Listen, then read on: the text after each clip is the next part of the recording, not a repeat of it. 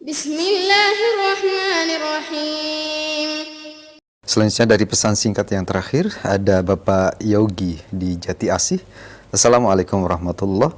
Jika ada seorang muslim yang melakukan kekacauan, melawan dan memberontak dalam suatu negeri Islam, kemudian terbunuh oleh aparat yang melakukan pengamanan, apakah termasuk ke dalam hadis terhadap haramnya darah seorang muslim? Mohon nasihat dan penjelasan dari hal ini. Jazakallahu khairan ya Ustaz. Iya. Tentang masalah ini ada Allah sebutkan di dalam surah Al-Maidah.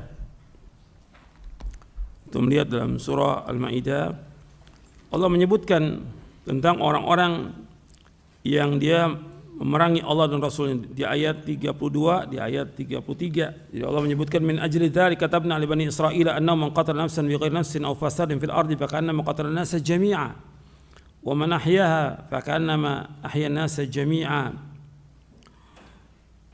Karena itu kami tetapkan atas Bani Israel bahwa orang yang membunuh jiwa, artinya membunuh jiwa dengan sengaja, bukan karena orang itu membunuh jiwa yang lain, bukan karena qisas, atau bukan orang itu membuat kerusakan di muka bumi.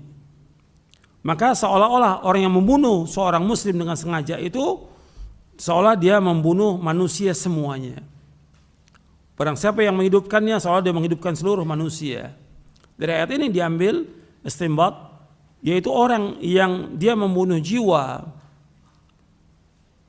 dengan jalan orang itu dengan sebab dia membunuh jiwa yang lain, artinya dia membunuh orang lain, qisas, ya boleh dibunuh. Atau dia membuat kerusakan, fasad, dia memberontak pada penguasa, maka boleh dibunuh. Sama seperti lanjutan ayatnya di surah Al-Maidah juga ayat 33.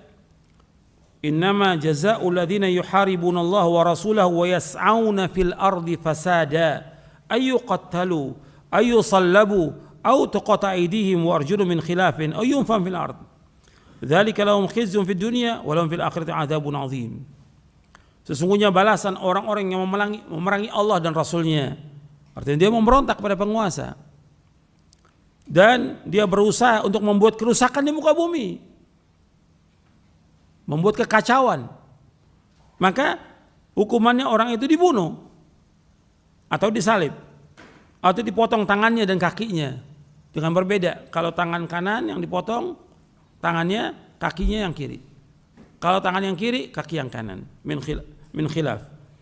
Atau dia diasingkan.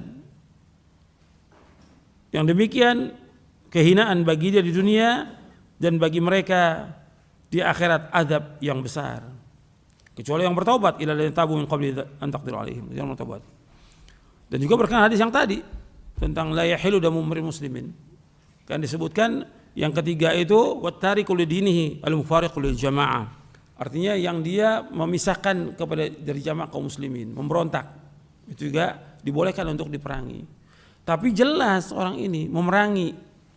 Jadi untuk perhatikan harus dijelaskan yang seperti ini, kalau jelas-jelas dia memerangi, dia membawa senjata untuk memerangi penguasa.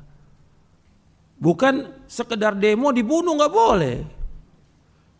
Sekarang kita bicara soal syariat Islam dan undang-undang yang ada. Dalam syariat Islam, demo nggak dibolehkan. Dalam syariat Islam. Dalam undang-undang yang ada dalam pemerintahan demokrasi, di Indonesia demokrasi. Di dalam demokrasi dibolehkan orang demo. Ada aturannya, ada undang-undangnya, dibolehkan untuk demo. Bahkan penguasa mengatakan minta di demo, kalau nggak demo kan nggak tahu dia di mana kesalahannya. Dan itu ada videonya. Jadi penguasanya minta untuk di demo, karena apa? Dia nggak tahu kalau dia tidak demo di mana kesalahannya. Undang-undang ada, mereka undang-undang ada, nggak boleh dia dibunuh, karena dibolehkan untuk undang-undang untuk demo. Kalau syariat Islam nggak boleh demo, tidak boleh. Apakah demo damai atau yang lain nggak boleh dalam Islam. Ini syarat Islam kita bicara. Sekarang ini undang-undang nggak boleh kan, ketika demo itu diizinkan. Sebelum demo ada izin atau tidak? Ada izin. Pemerintah mengizinkan. Kalau sudah diizinkan dibunuh, kan ini kezaliman. Kan mesti ada hukuman. Apakah orang itu kalau memang dia ngerusak, ya dikasih hukuman. Ada pengadilan kan dia. Ditangkap dulu, diadili, nggak langsung dibunuh. Jadi ini harus diperhatikan. Sebab kalau dibilang boleh dibunuh, Antum membolehkan membunuh nyawa kaum muslimin? Gak boleh.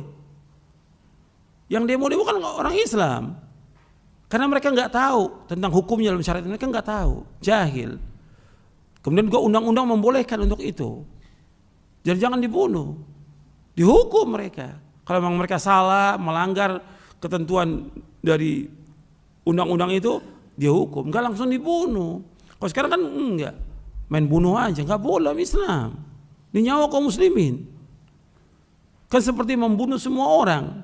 Antum ketika bunuh orang, ini kerusakannya besar.